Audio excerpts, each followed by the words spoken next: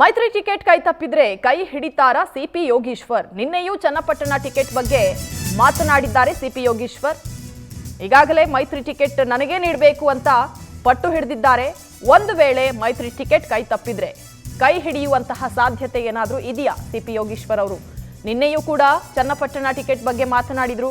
High command ತೀರ್ಮಾನದತ್ತ ಚಿತ್ತ ನೆಟ್ಟಿರೋ ಮಾಜಿ ಸಚಿವ ಕಾಂಗ್ರೆಸ್ ಸೇರ್ತೀರಾ ಎಂಬ ಪ್ರಶ್ನೆಗೆ ಸಿಪಿಐ ಅಸ್ಪಷ್ಟ ಉತ್ತರವನ್ನ ಕೊಟ್ಟಿದ್ದಾರೆ.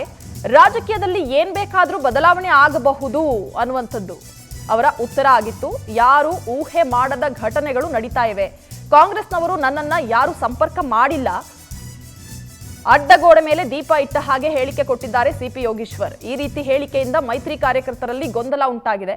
ಒಂದು ವೇಳೆ ಮೈತ್ರಿ ಟಿಕೆಟ್ ಸಿಗದೇ ಇದ್ರೆ ಸಿಪಿ ಯೋಗೀಶ್ವರ್ ಅವರ ಮುಂದಿನ ನಡೆ ಏನು ಅನ್ನುವಂಥದ್ದು ಕೂಡ ಈಗ ಕುತೂಹಲಕ್ಕೆ ಕಾರಣ ಆಗ್ತಾ ಇದೆ. ಕಾಂಗ್ರೆಸ್ಗೆ ಏನಾದರೂ ಸೇರ್ಪಡೆ ಆಗ್ತಾರಾ ಅನ್ನುವಂಥದ್ದು ಕೂಡ ಈಗ ಬಹಳ ಚರ್ಚೆಯಲ್ಲಿ ಇದೆ. ಈ ನಿಟ್ಟಿನಲ್ಲಿ ಹೆಚ್ಚಿನ ಡೀಟೇಲ್ಸ್ ಅನ್ನ ಕೊಡ್ತಾರೆ ನಮ್ಮ ಪ್ರತಿನಿಧಿ ರೂಪೇಶ್ ಸಂಪರ್ಕದಲ್ಲಿದ್ದಾರೆ. ರೂಪೇಶ್, ಬಹಳ ಕುತೂಹಲ ಜೊತೆಗೆ ಬಹಳ ಗೊಂದಲ ಇರುವಂತಹ ಒಂದು ವಿಚಾರ ಅಂತಂದ್ರೆ ಈಗ ಚನ್ನಪಟ್ಟಣ ಕ್ಷೇತ್ರ ಉಪಚುನಾವಣೆಗೆ ಯಾರಿಗೆ ಟಿಕೆಟ್ ಅಂತ ಒಂದು ಕಡೆ ಡಿ.ಕೆ. ಶಿವಕುಮಾರ್ ಅವರು ಕಾಂಗ್ರೆಸ್ನಿಂದ ನಾನೇ ಅಭ್ಯರ್ಥಿ ಅಂತ ಹೇಳ್ತಿದ್ದಾರೆ. ಇವರ ವಿರುದ್ಧ ಮೈತ್ರಿ ಅಭ್ಯರ್ಥಿ ಯಾರು ಅನ್ನುವಂಥದ್ದು, ಇನ್ನೊಂದು ಕಡೆ ಸಿಪಿ ಯೋಗೀಶ್ವರ್ ಅವರ ನಡೆ ಏನು ಅನ್ನುವಂಥದ್ದು. ರೂಪೇಶ್, ರಜನಿ, ರಾಜ್ಯದಲ್ಲಿ ಒಟ್ಟಾರಾಗಿ 3 ಉಪಚುನಾವಣೆಗಳಿದೆ. ಅದರಲ್ಲಿ ಮಹತ್ವದ ಪಡ್ಕೊಂಡಿದ್ದು ಅಂತ ಹೇಳಿದ್ರೆ ಚನ್ನಪಟ್ಟಣ. ಯಾಕಂತ ಹೇಳಿದ್ರೆ ಚನ್ನಪಟ್ಟಣದಲ್ಲಿ ಹೈ ವೋಲ್ಟೇಜ್ ಸ್ಪರ್ಧೆ ಈ ಬಾರಿ ಇರಲಿದೆ. ಹೀಗಾಗಿ ಒಂದು ಕಡೆ ಡಿ.ಕೆ. ಶಿವಕುಮಾರ್ ಅವರು ಚುನಾವಣಾ ತಯಾರಿಯನ್ನ ಕಳೆದ 1-2 ತಿಂಗಳಿಂದ ಮಾಡ್ತಾ ಇದ್ದಾರೆ. ಹೀಗಾಗಿ ಇವತ್ತು ಕೂಡ ಒಂದು ಸಭೆಯನ್ನ ಚನ್ನಪಟ್ಟಣದಲ್ಲಿ ಇಟ್ಟುಕೊಂಡಿದ್ದಾರೆ. ಇವತ್ತು ಕೂಡ ಚನ್ನಪಟ್ಟಣಕ್ಕೆ ಹೋಗಿ ಮತ್ತಷ್ಟು ಸಂಚಲನವನ್ನು ಮೂಡಿಸ್ತಾ ಇದ್ದಾರೆ. ಕಾಂಗ್ರೆಸ್ನಲ್ಲಿ ಒಂದು ಕ್ಲಾರಿಟಿ ಇದೆ. ಡಿ.ಕೆ. ಶಿವಕುಮಾರ್ ಹೇಳ್ತಿದ್ದಾರೆ ನಾನೇ ಅಭ್ಯರ್ಥಿ ಅಂತ ಹೇಳಿ. ಡಿ.ಕೆ. ಶಿವಕುಮಾರ್ ಅಭ್ಯರ್ಥಿ ಆಗೋದಿಲ್ಲ, ಆ ರೀತಿಯಾಗಿರ್ತಕ್ಕಂಥ ಬಿಂಬಿಸಿಕೊಂಡು ಕೊನೆ ಕ್ಷಣದಲ್ಲಿ ಟಿಕೆಟ್ ಘೋಷಣೆ ಮಾಡೋದು, ಈ ಮೂಲಕವಾಗಿ ಚನ್ನಪಟ್ಟಣವನ್ನು ಗೆದ್ಕೊಂಡು ಬರಲಿಕ್ಕೆ ಕಾಂಗ್ರೆಸ್ ಪ್ರಯತ್ನವನ್ನು ಪಡ್ತಾ ಇದೆ. ಹೀಗಾಗಿ ಡಿ.ಕೆ. ಶಿವಕುಮಾರ್ ಕೊನೆ ಕ್ಷಣದವರೆಗೂ ಕೂಡ ನಾನೇ ಅಭ್ಯರ್ಥಿ ಅಂತ ಹೇಳಿ ಬಿಂಬಿಸುವಂತ ಪ್ರಯತ್ನ ಮಾಡ್ತಾ ಇದ್ದಾರೆ. ಇದು ಒಂದು ಸ್ಟ್ರಾಟಜಿ ಅಂತ ಹೇಳಿ ಎಲ್ಲರೂ ಕೂಡ ಭಾವಿಸಿಕೊಳ್ಬಹುದು.